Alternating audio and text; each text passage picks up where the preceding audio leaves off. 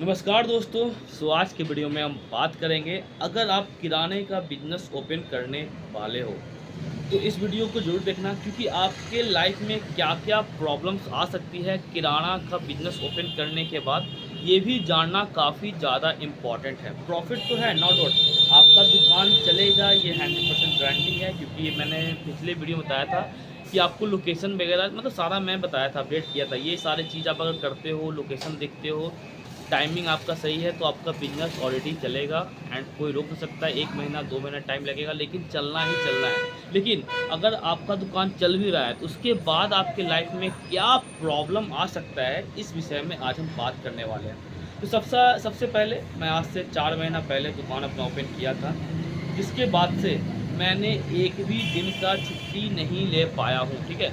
इसके पीछे का मेन रीज़न क्या है बता दूँ। मैं अकेला हूँ, ठीक है। थोड़ा बहुत सपोर्ट के लिए मेरी जो मदर है ना, माँ है ना, वो आती है, ठीक है। एंड आप जानती हो कि माँ के भरोसे यार बिज़नेस छोड़ा नहीं जा सकता है, ठीक है। दूसरी बात क्या है, मेरा थोड़ा-सा अभी फ़ीवर भी लगा हुआ है, ठीक है। आपने देखा होगा कि मौसम वगैरह बिहार के अंदर ख़राब चल रहा है, जिसके कारण क्या हुआ है ना, तबीयत ख़राब होने के बाद भी मुझे दुकान पे कंटिन्यू आना पड़ रहा है, क्योंकि जो भी हमने 4 महीने के अंदर अपना एक होता है ना जेन्युइन कस्टमर एक हमने बनाया है ना, अगर मैं दुकान एक भी दिन बंद करूँगा ना, वो किसी और शॉप पे जाएँगे एंड आपका कस्टमर वो हट जाएगा। लिख के ले लो, दोबारा वो आपके दुकान पे नहीं आने वाला है, ठीक है? क्योंकि अगला जो दुकानदार है ना, वो जानता है कि ये उसका कस्टमर है, तो उस दुकानदार वाले के कस्टमर को कैसे काटना है। 30 का चीज़ जो है ना, वो 25 में दे देगा, नुकसान के साथ दे देगा, ठीक है? तो समझ पहला प्रॉब्लम क्या होने वाला है, आपको छुट्टी भूल जाना है। दिवाली, दशहरा, छठ, पर्व, शादी, बच्चों का पढ़ाई-लिखाई सब कुछ भूल के आपको 24/7 आपको अपने दुकान के बारे में सोचना पड़ेगा।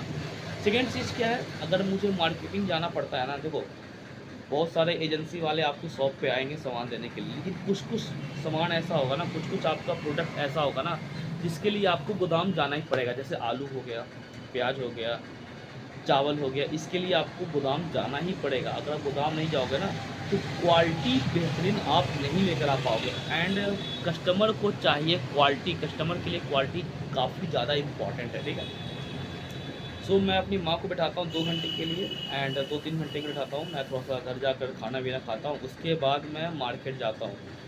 उस दौरान मेरी माँ का इतना ज़्यादा कॉल आता है कि इसका रेट क्या है, कस्टमर इतने में माँग रहा है। एक चीज़ और बताता हूँ मैं, कस्टमर कैसे होते हैं। अब भाई आपने अगर आप अगर लगातार बैठे हो दुकान पे ना, अगर कोई नया बंदे को दिखेगा ना, सिंपल बोलेगा, आपका बेटा तो भाई साहब पैसा आदमी जो है ना, वो तो इतने सस्ते में देता था, आप इतना महँगा क्यों दे रहे हो? मतलब आपको वो ठगने की, आपको वो मूर्ख बनाने की कोशिश करेगा कस्टमर, ठीक है?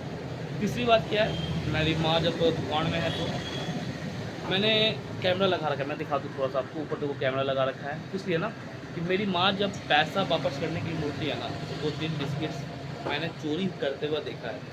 इसके लिए मैंने एक दुकान के अंदर कैमरा भी लगाया है, जिससे क्या है ना, चोरी थोड़ा-सा कम भी हुआ है।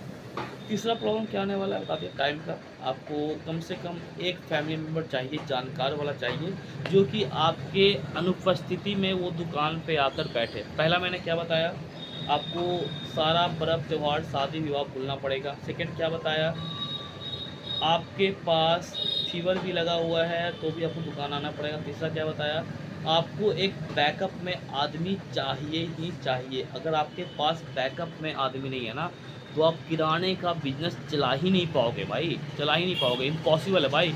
ऐसा चीज़ है ना भाई, कुछ न कुछ कमेगा ही कमेगा, चाहे आपका तेल कम जाए, रिफाइंड कम जाए, लहसुन कम जाए, जीरा कम जाए, गोलकी कम जाए, मतलब कुछ न कुछ कमना ही करना है। कभी पास्ता कम गया, आपको एक सामान भी कमेगा, लेकिन डेली आपको मार्केट जाना ही पड़ेगा, आप कितना भी पैसा बना लो। तीसरी चीज़ क्या है, किराने के बिज़नेस में चूहा वगैरह से आपका काफ़ी सारा नुकसान होता है, ये भी आप जान लो, ठीक है। कस्टमर तो नुकसान करते ही करते हैं, लेकिन आपका जो है ना, चूहा वगैरह से भी नुकसान होना लाज़मी है। ये होगी चौथी बात। सबसे बड़ी बात क्या है, पाँचवाँ, कस्टमर आपसे उधार माँगने ज़रूर आएँगे एंड आप कस्टमर को ना नहीं बोल पाओगे। क्यों? आप पहले बोलोगे कि मैं कस्टमर को उधार नहीं दूँगा। आपके दुकान में वो बंदा डेली आएगा। डेली दुकान में सामान लेके जा रहा है 500 का, 1000 का, 500 का, 1000 का। एक दिन अगर वो माँगा ना 1000 रुपए, भाई पैसे नहीं उधार दे दो, या फिर सामान तौला लेगा, भाई ऑनलाइन पेमेंट नहीं हो पा रहा, मैं कल दे दूँगा। मेरे साथ ऐसा 5-6 बार हो चुका है, मैंने उधार दिया है उसे एंड दूसरी बार उसने मेरे शॉप पर नहीं आया। मैंने उसे अपने शॉप के आगे से गुज़रते हुए देखा है, लेकिन यार एक होता है ना, मतलब आप दुकानदार हो, कस्टमर है, तो आप टोका-टोकी थोड़ा-सा कम करो। मैं देखा हूँ लेकिन मैं टोकने क्या जाऊँ यार, जब उसे ही शर्म नहीं है तो। तो ये होने वाला 5वाँ पॉइंट कि आपका उधारी तो लगना ही लगना है, ठीक है? तो ये 5 पॉइंट जो है ना काफ़ी ज़्यादा इम्पोर्टेंट है।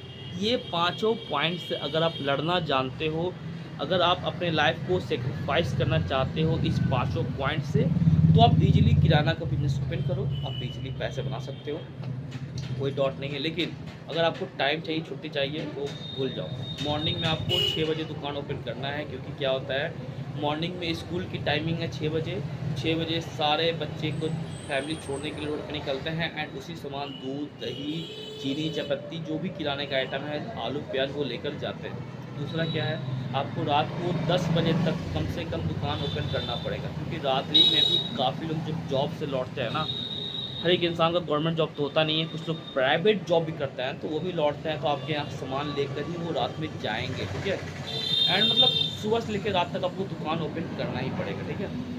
तो ये प्रॉब्लम्स आ सकते हैं, अगर इस प्रॉब्लम्स को आप फेस करना चाहोगे, तो आप दुकान ओपन करो। मैं तो फ़िलहाल थोड़ा-सा डिसअपॉइंटेड हूँ, मतलब मेरी लाइफ़ पहले बहुत अच्छी थी, लेकिन अभी हाँ, कस्टमर आ रहे हैं, पैसे भी आ रहे हैं, कोई डॉट नहीं है, लेकिन मेरी लाइफ से आराम ख़त्म हो चुका है, ठीक है? तो thank you so much. Video अगर अच्छा लगे तो प्लीज़ लाइक एंड सब्सक्राइब ज़रूर करें। एंड अगर आपका कोई भी डाउट हो, क्वेश्चंस हो, अगर आप चाहते हो कि मैं किसी और टॉपिक पे भी वीडियो बनाऊँ, तो आप हमें कमेंट करके ज़रूर बताइएगा। मैं उस टॉपिक पे ज़रूर वीडियो बनाकर आपको बताऊँगा। धन्यवाद, thank you so much. Ram Ram भाई।